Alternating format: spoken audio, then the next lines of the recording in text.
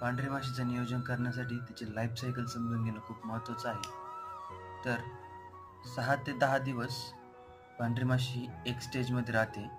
नंतर 6 ते 10 दिवसानंतर पांढरी माशीचे एग हे जरा ब्राउनिश कलरचे किंवा डार्कर पाहायला मिळतात.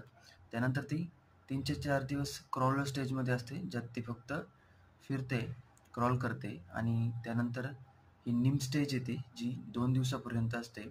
त्याच्यानंतर इमोबाईल निम्फ स्टेज देखील येते, ती 4 ते 5 दिवसांसाठी असते, ज्यात थ्रिप्स कुठल्याही प्रकारची हालचाल करत नाही. नंतर निम्फ स्टेज येते चौथी.